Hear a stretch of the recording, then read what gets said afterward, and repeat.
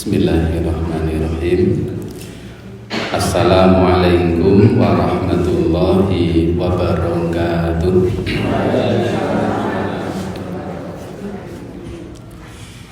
Innal hamdalillah nahmaduhu wa nasta'inuhu wa nastahdi wa natubu ilaih wa na'udzu billahi min syururi anfusina wa sayyiati a'malina. Man yahdihillahu fala mudhillalah wa man yudlil fala hadiyalah.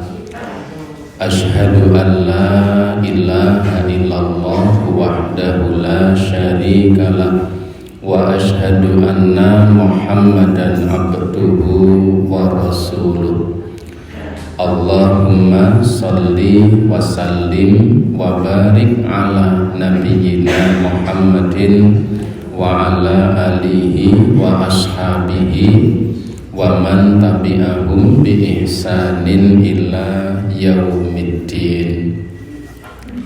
Ibu bapak sekalian, para jamaah rahimakumullah, alhamdulillah senantiasa kita bersyukur kehadirat Allah Subhanahu wa ta'ala, karena hingga pagi hari ini Allah Ta'ala senantiasa berkenan melimpahkan nikmat serta karunia-Nya kepada kita semuanya, sehingga pagi hari ini Ramadan hari yang ke-12,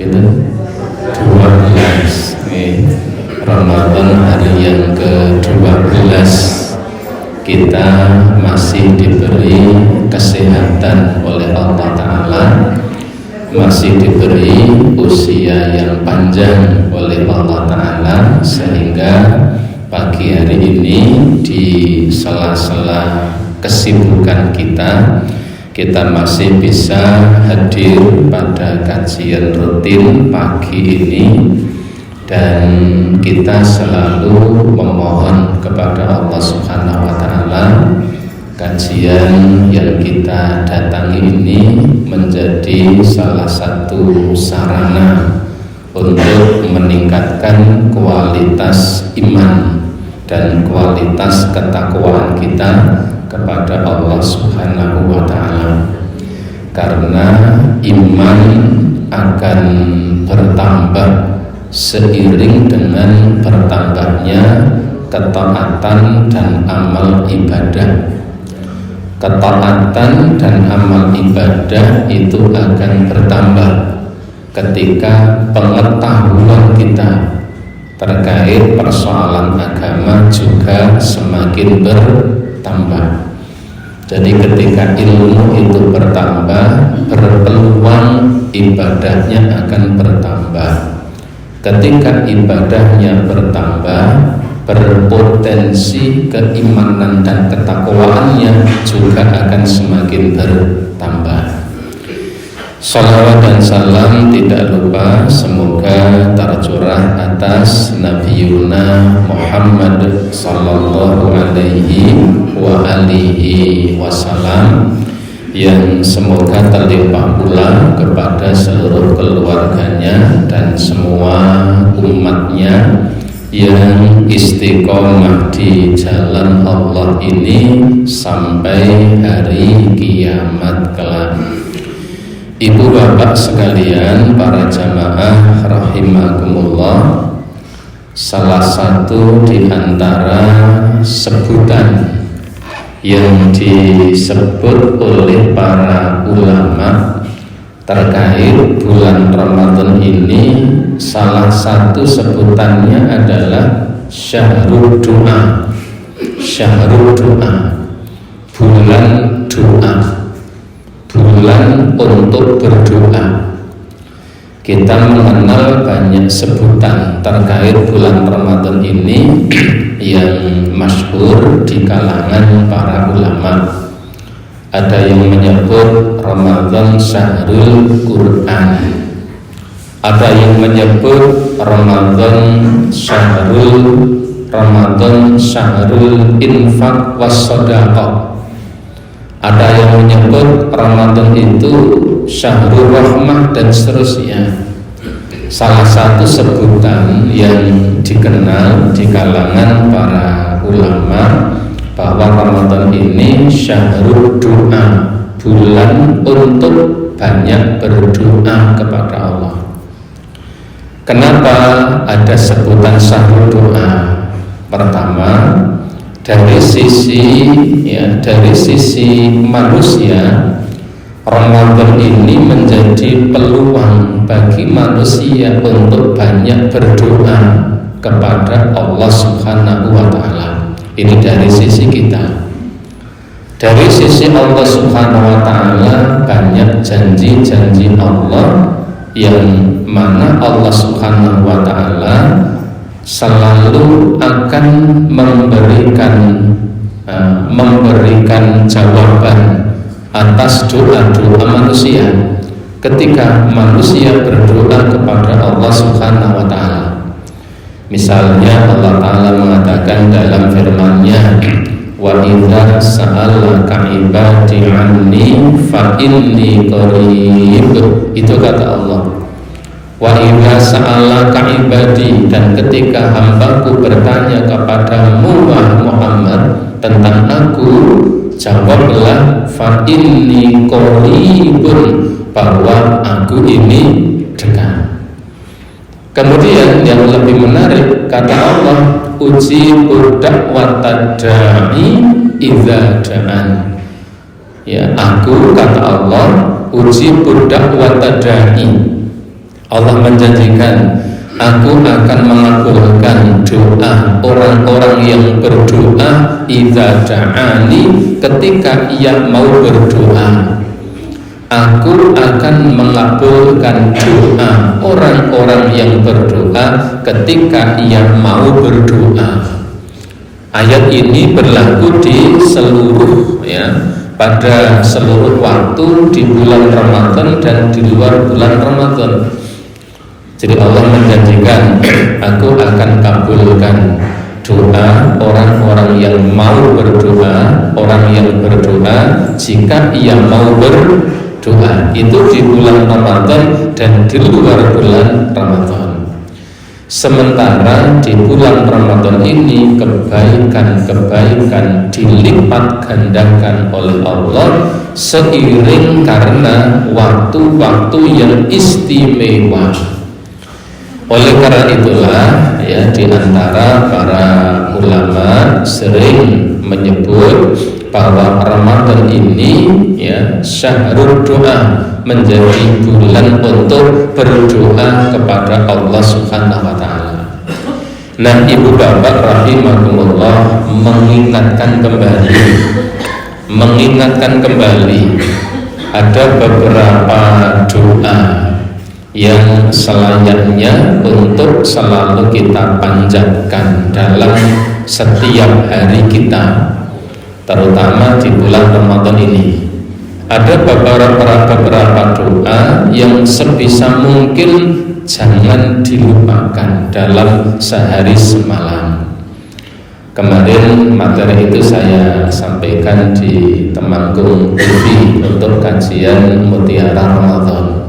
5 doa, yang 5 doa ini sebisa mungkin jangan dilupakan sehari semalam. Apa saja doa itu? 1, yang pertama, memohon kepada Allah agar kita dimasukkan ke dalam surga dan dijauhkan dari neraka. Ini doa yang pertama yang jangan sampai kita tinggalkan dalam sehari semalam. Meminta kepada Allah agar Allah memasukkan kita ke dalam surga dan menjauhkan kita dari neraka. Itu doa yang pertama yang sebisa mungkin jangan sampai ditinggalkan, jangan sampai dilupakan. Kenapa jangan sampai dilupakan? Karena 1, kita sangat membutuhkan nikmat Allah nanti di akhirat yang namanya surga, dan kita sangat berharap agar dijauhkan dari neraka. Sementara kita tidak ada jaminan, tidak ada garansi bahwa kita pasti akan masuk surga, dan tidak ada jaminan kita pasti dijauhkan dari neraka. Ini tidak ada jaminan. Hanya orang-orang tertentu yang oleh Nabi dikatakan orang ini dijamin masuk surga. Kalau dalam beberapa riwayat dikatakan ada 10 orang sahabat yang dijamin masuk surga. Kita tidak ada jaminan. Karena tidak ada jaminan itu, maka perlunya kita berdoa dan memohon kepada Allah Subhanahu wa Ta'ala. Kalau dalam Persyarikatan Muhammadiyah kan kita kenal menghantarkan umat manusia ke depan pintu gerbang surga, kan diantarkan kan sampai ke pintu gerbang, tidak sampai ke dalam, gitu. Kenapa sampai pintu gerbang? Wong nyatane dijak ya ono sing ora gelem, kan gitu. Diajak untuk masuk surga tapi tidak mau. Monggo ting masjid, monggo panjenengan mawon, kan gitu ya. Nah begini, jadi tidak ada jaminan bahwa kita ini pasti akan masuk surga dan pasti selamat dari neraka. Tidak ada jaminan. Bahkan ya Rasulullah SAW sendiri beliau memberikan contoh. Ada beberapa doa. Di antaranya misalnya saya baca di dalam riwayat Sunan, di dalam Sunan Abi Dawud, dalam Sunan Ibnu Majah, dalam Musnad Imam Ahmad. Di sana dikatakan bahwa Nabi Sallallahu Alaihi Wasallam pernah beliau mengucapkan, atau yang lain beberapa kali beliau mengucapkan, Allahumma inni as'alukal jannah wa a'udzubika minan nar. Allahumma ya Allah, ini teman kawula as'aluka kula nyuwun dhateng panjenengan jannata kelawan swarganipun panjenengan, wa a'udzubika minan nar, dan saya meminta perlindungan kepada Engkau dari neraka. Ini contoh Nabi Sallallahu Alaihi Wasallam saja, seorang yang maksum. Nabi maksum ini terjaga dari dosa. Rasulullah itu kan satu-satunya manusia yang terjaga dari dosa. Selain Rasulullah tidak ada, sekalipun diberi nama maksum. Jadi sekalipun namanya maksum, tapi dia tidak maksum. Meskipun namanya maksum itu tidak terlepas dari dosa. Maka Rasulullah SAW beliau yang maksum, yang terjaga dari dosa, beliau tetap memohon kepada Allah agar apa? Dimasukkan ke dalam surga dan dijauhkan dari neraka. Ibu bapak rahimakumullah, ada perkataan yang nampaknya indah, nampaknya bagus, tetapi perkataan ini perlu dicermati kembali. Maka oleh para ulama dikatakan kalimat yang syubhat, yang mengatakan apa? Bahwa kalau kita beribadah kepada Allah harus dilandasi dengan cinta dan keikhlasan, tidak boleh ada pamrih, termasuk pamrih supaya masuk surga dan dijauhkan dari neraka. Kalau ada seseorang beribadah kepada Allah, kok dia masih beribadahnya itu memohon surga dan memohon dijauhkan dari neraka, berarti ibadahnya tidak ikhlas karena dia masih punya pamrih.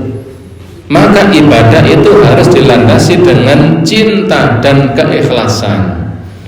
Nah, maka kan ada syairnya Ibnu Arabi yang mengatakan apa? Ilahi ya Allah, kalau saya beribadah kepada Engkau meminta surga, maka tidak usah Engkau masukkan ke dalam surga.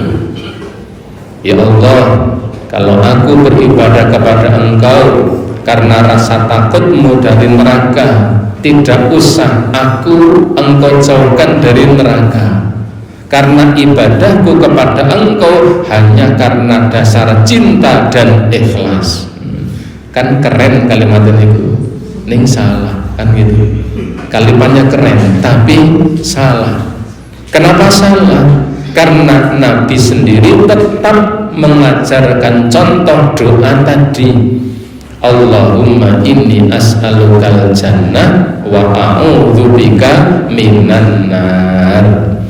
Kalau dalam redaksi yang lain ada tambahan kalimat, Allahumma inna nas'aluka ridhoka wal jannah wa na'udzubika min sakhatika wan nar.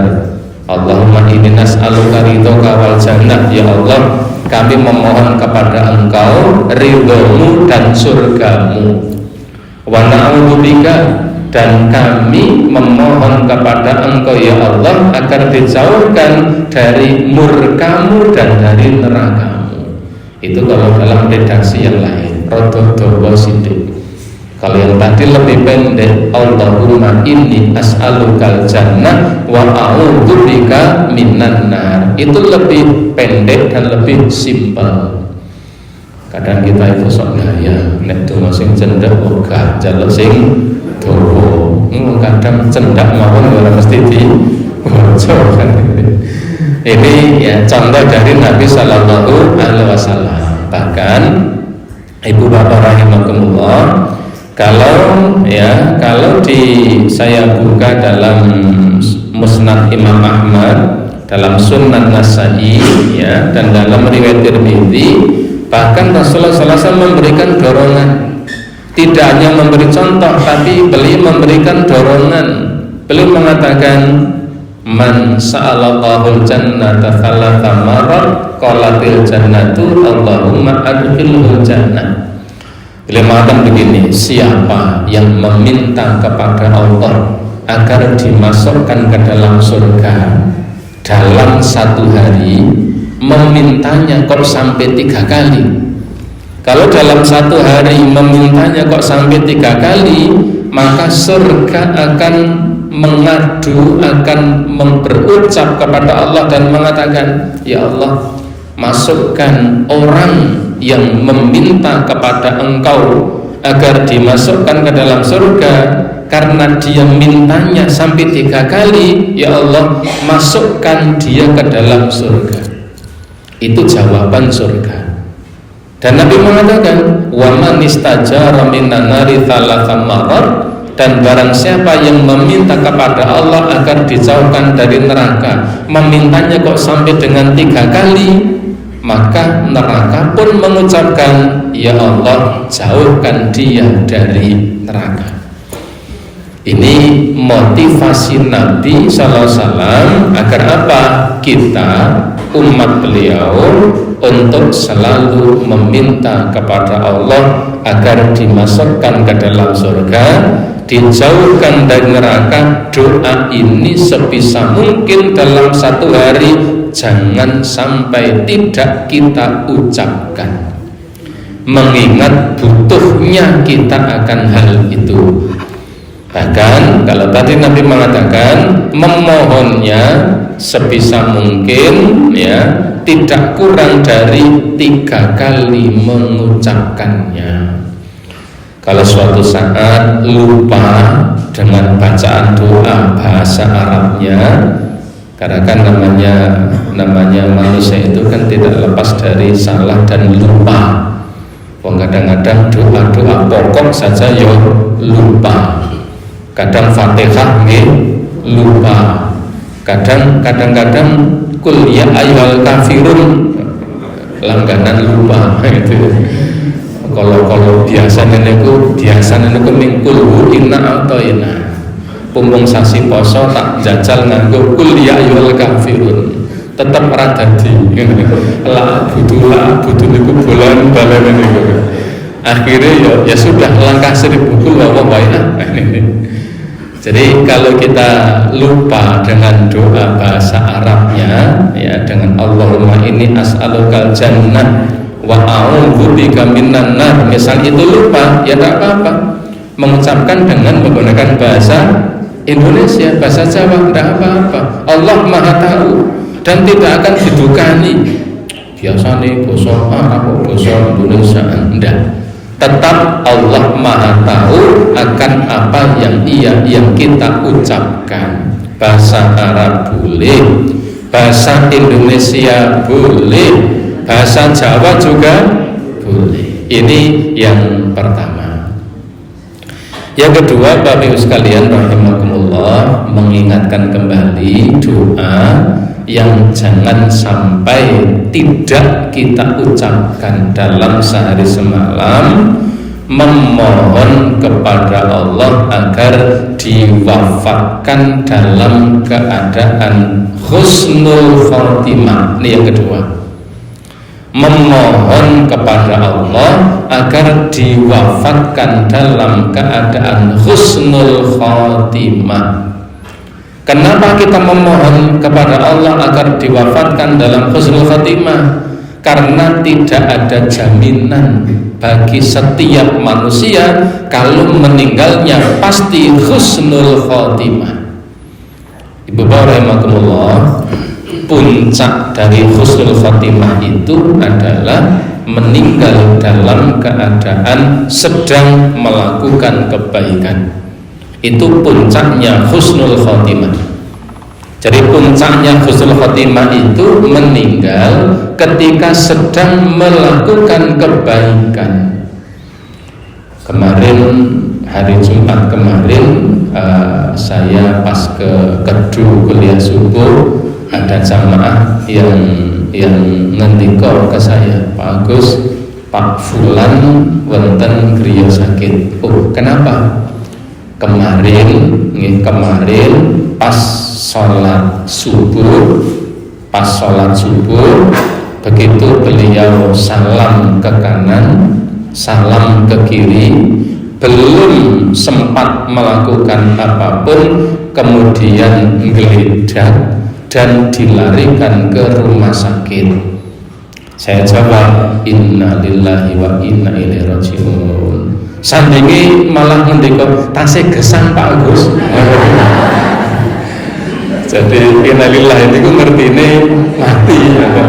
Padahal innalillahi itu kan ketika kita ucapkan apa mawon, wong kesandung mawon nggih mestine kan innalillahi.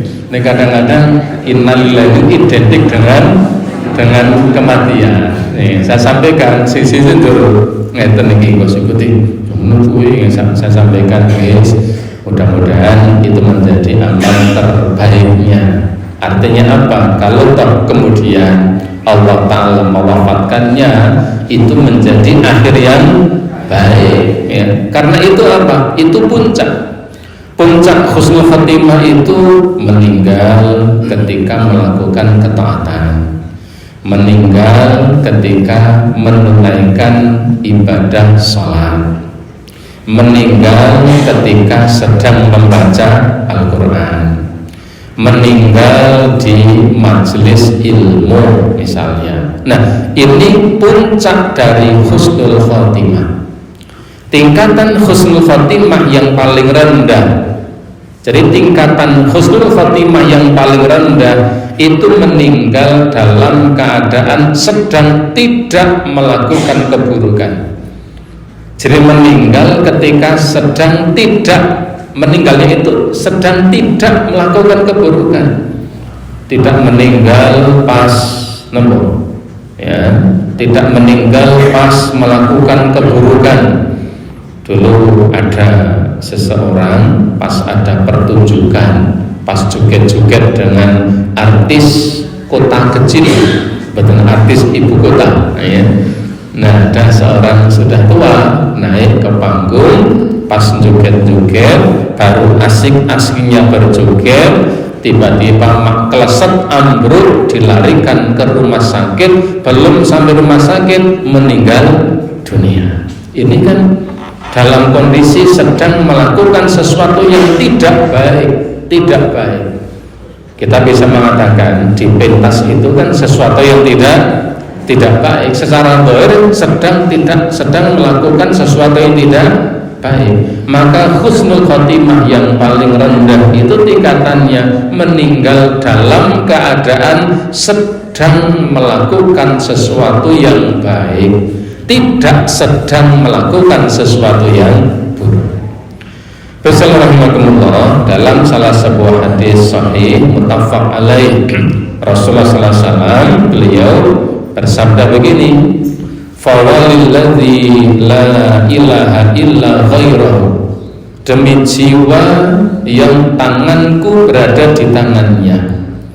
Inna ahadakum la ya'lamu bi amali ahlil jannah. Sungguh ada di antara kalian seseorang yang melakukan amalan-amalan penduduk surga, ketaatannya banyak, ibadahnya baik, hatta la yakunu bainahu wa baina illa dhira', sampai saking baiknya orang itu, orang-orang menggambarkan dia bahwa dia ini antara dia dan surga itu cepil.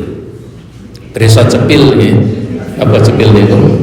Cepak banget ya, cepi ya, cepi, di atasnya cepi itu cepil. Nah, itu kalau tempat saya mengatakan itu cepil. Nah, sudah cepil itu lihat dia itu seperti lihat surga kan itu.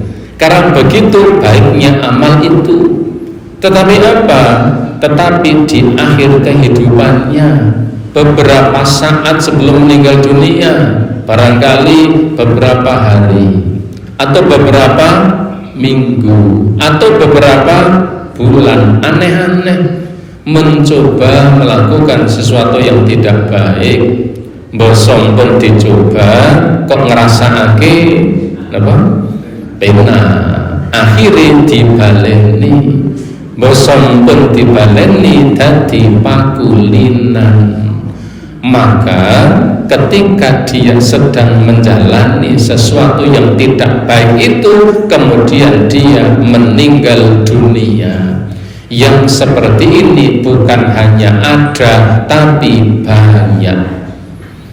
Makanya ya, tidak ada seorang pun yang bisa menjamin bahwa dirinya pasti meninggal dalam keadaan husnul khotimah. Maka ibu bapak rahimakumullah, Abu Bakar As-Siddiq, Abu Bakar itu umat Nabi terbaik, ranking 1, number 1 itu. Jadi umat Nabi, umat Islam ini yang terbaik, yang pertama adalah Abu Bakar. Itu disepakati oleh para ulama, tidak ada yang berselisih. Yang kedua Umar, manusia terbaik nomor 2. Yang ketiga dan keempat, ini terjadi perbedaan pendapat di kalangan para ulama. Ada yang mengatakan ranking 3 Utsman bin Affan, ranking 4 Ali bin Abi Thalib. Ada yang mengatakan tidak, ranking ketiga itu Ali bin Abi Thalib, ranking keempat Utsman bin Affan. Terjadi perbedaan pendapat di kalangan para ulama. Tetapi ranking 1 dan ranking 2 tetap tidak ada perbedaan. Ranking 1 Abu Bakar As-Siddiq, ranking 2 Umar bin Khattab. Nah, Abu Bakar As-Siddiq itu saya baca dalam Kanzul Umal fi Sunanil Aqwali wal Af'al. Beliau dalam setiap harinya sering mengucapkan, memohon kepada Allah dengan mengucapkan Allahumma ja'al khaira umri akhirahu wa khaira amali khawatimahu wa khaira ayami yauma alqaka fihi. Allahumma ja'al khaira umri akhirahu. Ya Allah, jadikan sebaik-baik umurku yang paling akhir. Wa khairu amali khawatimahu, jadikan sebaik-baik amalku yang menjadi penutup, amalku yang paling akhir. Wa khairu ayami yauma alqaka fik, dan jadikanlah sebaik-baik hariku hari ketika aku menghadap kehadiratmu. Kapan? Ketika meninggal dunia. Ini sama dengan permohonan kepada Allah agar diwafatkan dalam keadaan husnul khotimah, meminta supaya dijadikan sebaik-baik umur yang paling akhir, memohon dijadikan sebaik-baik amal yang paling akhir, memohon dijadikan sebaik-baik hari ketika menghadap kehadiran Allah Ta'ala. Ini sosok Abu Bakar As-Siddiq. Artinya apa? Memohon kepada Allah agar diberikan husnul khotimah. Kalau Abu Bakar saja seperti itu, maka kita yang tingkatannya, rankingnya, nah Abu Bakar ranking 1, kita ranking pinten? Orang ngerti. Kalau kita yang tidak dapat nominasi, tidak dapat ranking, maka meminta agar diwafatkan dalam keadaan husnul khotimah itu menjadi lebih sangat bagi kita untuk memohonnya. Bagaimana ucapannya? Monggo. Ngangge bahasa Arab boleh. Ya, kalau para salafus saleh dulu sering mengucapkan Allahumma htim lana bi husnil khotimah wa la takhtim lana bi su'il khotimah. Ya Allah, berikan pada akhir kehidupan saya husnul khotimah, dan jangan engkau timpakan kepada saya di akhir kehidupan saya dengan su'ul khotimah. Tidak usah dipelintir-pelintir, sudah kita pokok sing penting saya tidak usah. Tetapi tetap meminta kepada Allah agar apa? Diwafatkan dalam keadaan husnul khotimah dan dijauhkan dari su'ul khotimah. Pakai bahasa Jawa tidak apa-apa, bahasa Indonesia tidak apa-apa. Malah Nabi Sallallahu Alaihi Wasallam pernah berdoa supaya kita ini dijaga oleh Allah dari keadaan wafat yang mengenaskan. Mengenaskan itu bahasa Jawanya apa? Nah, mati sing apa? Menyedihkan, sing gegirisi, sing marake wong niku nek ningali mengkirik. Bisa mengkirik. Mengkirik ini kenapa? Merinding, ya. Nabi pernah, ya, saya baca dalam Sunan An-Nasa'i, Nabi pernah berdoa begini, Allahumma inni a'udzubika minat tawardi. Ya Allah, aku berlindung kepada Engkau dari meninggal dengan cara jatuh dari tempat yang tinggi. Gingkar saking panggonan sing dhuwur, dawah saking menek wit kelapa. Ini kan meninggalnya kan apa? Gegirisi. Ana tibane niku teng tumpukan damen ngoten iso empuk. Ana dawah niku teng wadas, nggih, teng watu, ya, sirahe saged napa pecah. Sing ngumpeni niku gegirisi mengkirik ngoten. Wal hadbi, dan memohon agar tidak diwafatkan dengan cara tertimpa reruntuhan, meninggal kurugan, apa niku? Kebruan tembok misalnya. Ini kan mengenaskan gitu. Meninggal ketika pas nguduk pasir, terus kemudian apa? Kejugrugan. Dulu tetangga kampung saya ada di kampung Ngadipiro namanya. Ngadipiro itu nama desa, bukan pertanyaan. Ngadipiro, Hapiro atau Pak Agus, seneng desa nih. Nah, itu dulu ada yang apa itu menggali pasir, kemudian tertimpa reruntuhan. Ada batu, ada macam-macam, sampai ketika jenazah itu dimasukkan ke dalam kubur, itu yang memasukkan cerita Pak Cendana gelage awake empuk kaya hungkue. Jadi napa niku sampai kepalanya itu kenjur-kenjur dan masih mengeluarkan cairan. Niki kan meninggal napa gegirisi begitu. Wal gharqi, memohon kepada Allah agar tidak meninggal dengan cara apa? Tenggelam. Riyen wonten piyantun kampung kula di Keranggan, Kebon Salam. Meninggal dunia keli ting Progo. Ditemukan setelah 3 hari. Lah sing nemokke niku nggih cerita nggih gegirisi, ra negelake ngoten. Awake wis ra karu-karuan. Sing pun mlendung, sing macam-macam. Maka orang yang orang yang miyara niku juga akan mengkirik tenan kene ngopen gitu.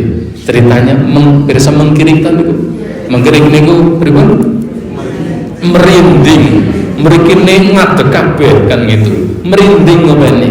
Wal haniki, meminta kepada Allah agar tidak diwafatkan dengan cara terbakar kobong nek entek ngoten dadi ora ngerti ngoten niku. Kalau di rumahnya terbakar ora iso nulungi jenazah pripun ilang wong dadi abu. Hanek kobong ngoten njur dislametke digebyur banyu kemudian meninggal dunia pripun awake mateng leh ngopeni mengkirik leh memandikan repot sangat. Maka Nabi pernah juga meminta agar tidak diwafatkan seperti itu. Ini permohonan kepada Nabi agar diwafatkan dalam keadaan husnul khatimah. Yang ketiga, ibu bapak rahimakumullah, simpel mawon ya, doa yang jangan sampai kita tinggalkan sehari semalam. Yang ketiga, meminta kepada Allah agar diberikan istiqomah, memohon agar diberikan istiqomah. Kepengker kula atur keting kandangan enten sing guyu nggih. Napa kok guyu niku dijawab kancane niku bojo kula Pak Gus ngoten. Ya, sing teng Jawa niku sing merasa istiqomah mantuk-mantuk liyane do ngekek disodok-sodokke ya. Istiqomah bukan kemudian namanya saja nggih. Tetapi istiqomah niku napa artine? Seseorang yang diberi keteguhan hati untuk selalu beribadah kepada Allah. Dalem karo ora dalem ra ono bedane, itu istiqomah. Memohon agar diberikan istiqomah dalam beribadah, bahkan istiqomah dalam berislam. Ibu bapak, Ramadan ini kan kita barangkali mendapati ada seseorang sing terawai ming model kendang, desa kendang model biyen. Pripun ngarepane teko, tengahe ilang, mburine teko malih. Hanya bagus di awal dan di akhir. Di pertengahannya tidak nampak. Bila istiqomah itu seseorang yang beribadah kepada Allah dalem karo ora dalem ora ono bedane.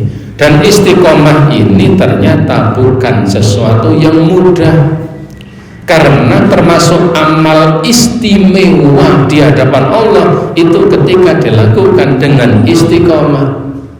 Maka Nabi kan mengatakan apa? Ahabbul a'mali ilallahi adwamuha wa in qalla. Sebaik-baik amalan yang dicintai oleh Allah itu amalan yang paling ajeg, adwamuha, yang paling rutin, wa in qalla, meskipun itu sedikit. Amal yang paling baik dicintai oleh Allah itu yang paling rutin, meskipun amal itu tidak banyak. Sebab sedikit-sedikit tapi terus itu akan lebih baik dibanding yang banyak ning peping pisan. Dulu pernah tetangga kampung masih satu kecamatan Tembara, dulu pas nedeng-nedenge pengajian akbar. Nah, karena bulannya itu mongso mbako rame nganake pengajian akbar. Saya ingat waktu itu kiainya yang diundang niku mboten 10-11. Lekas jam 4, lekas jam 4 zuhur, jam 10 malam itu baru selesai. Kaya lomba pit. kok pil dacil, pil dawet. Kayak pidato wong tuwek-tuwek itu di Pisambanaran namanya ya. Saya ingat waktu kecil itu ngaji kiai ini oke.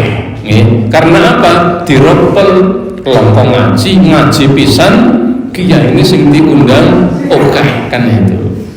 Nah, kalau kemudian yang diundang pirang-pirang seperti itu, saya yakin hanya dapat kemaremang, tapi ilmunya orang itu kemampuan untuk menganalisis kan paling hanya berapa menit gitu. Paling ngeten iki mangke kula mbubluk dengan rampung niku sing diingat hanya berapa persen. Ya, maka yang sedikit tapi sering itu lebih baik dibanding yang pirang-pirang tapi jarang. Kenapa? Ada unsur kapoknya, ada unsur lelahnya dan seterusnya. Maka istiqomah dalam ibadah itu menjadi sesuatu yang penting. Maka ibu bapak sekalian, kalau mentargetkan di bulan Ramadan ini mau mengkhatamkan Quran berapa kali? Ajeng khatam ping pinten misalnya.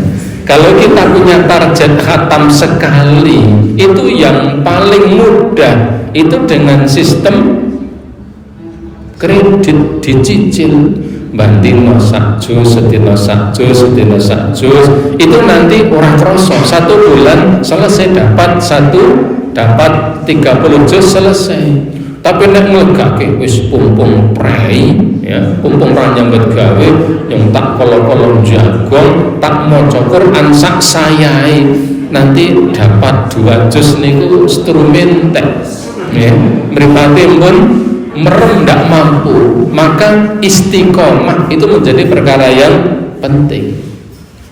Maka ibu bapak rahimakumullah, kalau di dalam Al-Quran dalam surat Ali Imran Allah Subhanahu wa taala mengajarkan doa kepada kita. Rabbana la tuzigh qulubana ba'da idh hadaitana wa hab lana min ladunka rahmah. Apa tulisannya ini? Innaka antal wahhab. Itu meminta agar diberikan istiqomah. La tuzigh qulubana ba'da idh hadaitana. Ya Allah, sampun ngantos panjenengan nglinciraken ati kula sak sampunipun kula pinaringan hidayah. Nek wis ngerti, nek iso dicekeli terus orang nanti lali. Itu kata Allah Ta'ala. Memohon agar diberikan istiqomah. Maka yang paling sering dibaca Nabi diantaranya itu adalah ya muqallibal qulub tsabbit qalbi ala dinik. Ya Allah, zat yang membolak-balikkan hati, tetapkan hati kami berada pada agamamu. Sampai-sampai Nabi pesan pada Abu Hurairah, ya Abu Hurairah, jangan kamu tinggalkan. Kalau kamu sholat sebelum kamu salam, jangan kamu tinggalkan. Kamu meminta kepada Allah supaya diberi pertolongan, bisa selalu mengingatnya, bisa selalu bersyukur kepadanya, bisa selalu beribadah kepadanya dengan ibadah yang sebaik-baiknya. Allahumma a'inni ala zikrika wa syukrika wa husni ibadatika. Itu juga dalam rangka meminta agar diberikan istiqomah. Karena istiqomah dalam ibadah itu perkara yang penting. Karena Nabi mengingatkan ibadah yang paling dicintai oleh Allah itu yang dilakukan dengan ajak rutin dan istiqomah. Itu yang ketiga. Keempat, ibu bapak rahimakumullah, doa yang jangan sampai ditinggalkan dalam sehari semalam. Nah, ini saya husnudzon, ibu bapak sering membaca, memohon agar diberikan ampunan oleh Allah dari dosa-dosa yang dilakukan. Donga njaluk pangapura itu jangan sampai dilupakan. Lebih-lebih di bulan Ramadan ini. Maka Rasulullah SAW kepada Aisyah kan mengajarkan doa apa? Pripun doanya yang diajarkan nanti pada Aisyah. Allahumma innaka afuwun tuhibbul afwa fa'fu anna. Ngaten Ibu Bapak, kemarin malam saya ingatkan di masjid jamaah kita di Muhammadiyah. Kadang kita itu sering terganggu kalau ada orang sholat tarawih bantrong rekamat kemudian dungo warna-warna tur gerah-geruh. Allah sallallahu Muhammad sallallahu alaihi wasallam.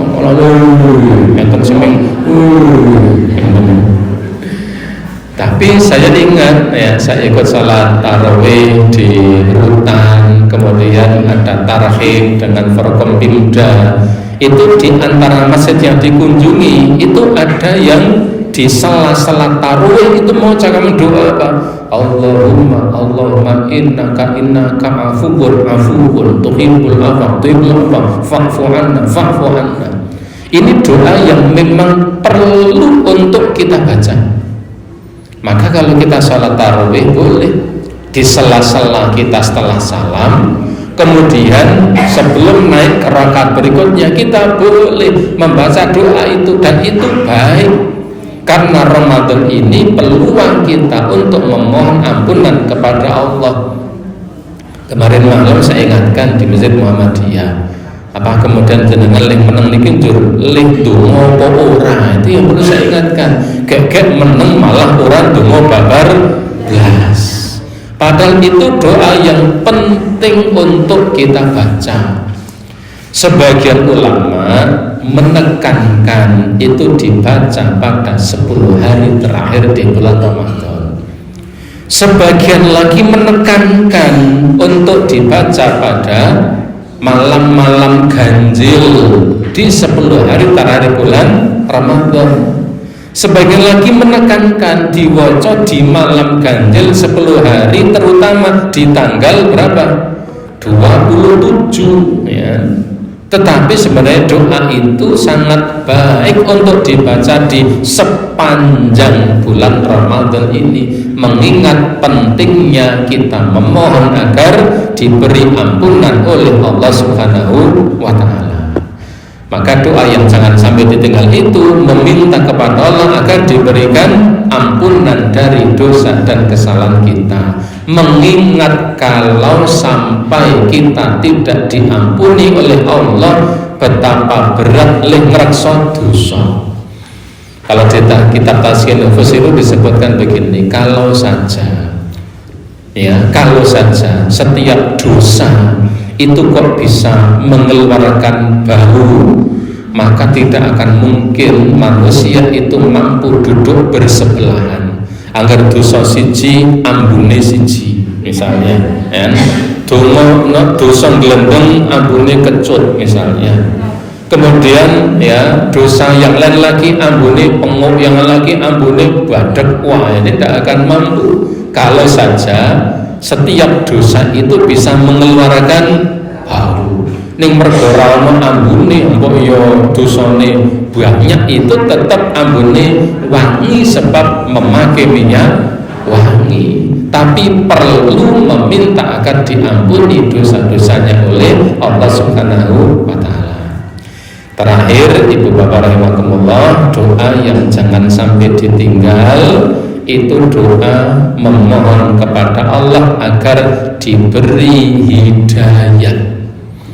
Yang terakhir ini saya berhusnudzon kita semuanya sudah membaca setiap hari, bahkan setiap hari minimal membacanya 17 kali minimal.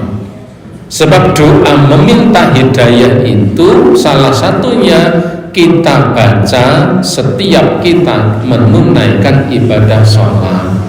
Ketika kita membaca surat Al-Fatihah di ayat yang ke-6, ihdinas siratal mustaqim siratal ladzina an'amta alaihim ghairil maghdubi alaihim waladdallin, meminta agar diberikan hidayah. Ihdinas siratal mustaqim, doa Allah paringono pitedah dateng kawula supados kawula istiqomah wonten merginipun panjenengan ingkang lurus. Siratal ladzina an'amta 'alaihim, yaitu jalannya orang-orang yang Engkau anugerahkan nikmat kepada mereka. Ghairil maghdub, bukan jalan orang yang Engkau murkai, waladhdallin, dan bukan jalan orang-orang yang tersesat. Ngeten, kalau ada seseorang tidak mendapatkan hidayah, pasti berada di salah satu di antara dua kemungkinan. Kemungkinan pertama, dia akan menjadi orang yang dimurkai oleh Allah kalau tidak mendapatkan hidayah. Kemungkinan kedua, kalau tidak dapat hidayah, pasti akan menjadi golongan orang-orang yang tersesat, tidak bisa keluar dari dua hal itu kalau tidak mendapatkan hidayah. Sebab hidayah itu tidak memandang umur, tidak memandang ilmu, tidak memandang kedudukan. Ada seseorang yang ilmunya banyak, tapi kalau tidak mendapatkan hidayah, ilmunya tidak bermanfaat. Dulu pernah saya sampaikan, ada seorang wanita dari Jerman, bukan Jerman, nek Jerman itu jejer kauman ya. Ada seorang profesor dari Jerman namanya Annemarie Schimmel. Beliau ini hafal Al-Quran 30 juz, hafal tafsir Jalalain yang kedua, hafal kitab Riyadhus Shalihin, hafal kitab Bulughul Maram, berkali-kali lebih dari 15 kali menghatamkan membaca kitab Ihya Ulumuddin yang Imam Ghazali. Ihya Ulumuddin itu kan isinya tazkiyatun nufus, dan beliau ini seorang dosen dalam bidang mistisism. Mistisism itu di Islam ya tasawuf atau tazkiyatun nufus, di luar Islam mistik, dosen mistisism. Beliau fasih 20 bahasa dan fasih 8 bahasa di Indonesia, termasuk fasih basa Jawa. Injih monggo, itu orang Jerman. Ning nggih mboten kok kaya Jawa ngoten niku. Ya nek wong mereka muni injih pripun kula ngerti. Tapi fasih berbahasa Jawa. Hafal Al-Qur'an 30 juz, hafal tafsir Jalalain, hafal Riyadhus Shalihin, hafal Bulughul Maram. Kalau jenengan Bulughul Maram malah urung tau ngerti samai kaya ngopo. Tetapi beliau ini meskipun seperti itu ya, sampai akhir hayatnya tidak masuk Islam. Ketika diskusi ditanya, kenapa Anda tidak masuk Islam? Kalau Anda masuk Islam, ilmu Anda akan sangat bermanfaat untuk Anda sendiri dan untuk orang banyak. Jawabannya simpel, barangkali karena saya tidak mendapatkan hidayah. Coba ini.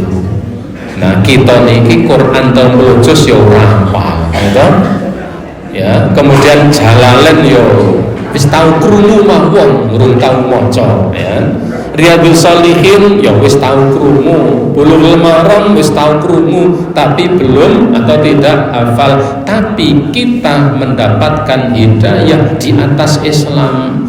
Hidayah itu anugerah terindah yang Allah berikan kepada manusia. Maka kita harus selalu memohon kepada Allah agar senantiasa diberikan hidayah. Nah, ibu bapak rahimakumullah, itu 5 hal ya, 5 doa yang jangan sampai kita lupakan setiap hari. 1, apa bau? Meminta agar nomor 1 dimasukkan ke dalam surga, dijauhkan dari neraka. Yang kedua, diberi husnul khotimah. Yang ketiga, diberikan istiqomah. Yang keempat, diberi ampunan. Yang kelima, agar diberi hidayah. 5 doa itu doa yang jangan sampai ditinggalkan setiap hari, mengingat betapa pentingnya 5 itu bagi kita semuanya. Dan ngeten catatan terakhir, etika berdoa itu yakin kalau doanya pasti akan dikabulkan. Itu etika, harus yakin kalau doanya pasti akan dikabulkan. Wasiat Nabi ngoten, ud'ullaha wa antum muqinuna bil ijabah. Berdoalah kalian kepada Allah sambil kalian yakin bahwa doa kalian pasti akan dikabulkan. Tidak boleh untuk ngomong setengah-setengah. Ya Allah Gusti, kalau nyuwun datang panjenengan ya Allah, kalau pinarengan hidayah ya Allah. Niki niku ya Allah, nek jeneng kersa, nek boten ora apa-apa. Tidak boleh, itu bukannya tidak boleh, tidak beretika ya. Jadi doa itu harus yakin tenanan kalau doanya akan dikabulkan oleh Allah Subhanahu wa ta'ala. Ibu bapak para jamaah rahimakumullah, barangkali ini yang bisa sampaikan pada pagi hari ini, semoga bermanfaat. Segala kesalahan, kekhilafan, kekurangan mudah-mudahan Allah memberi ampunan, dan saya cukupkan dengan subhanakallahumma wa bihamdika asyhadu an la ilaha illa anta astaghfiruka wa atubu ilaik.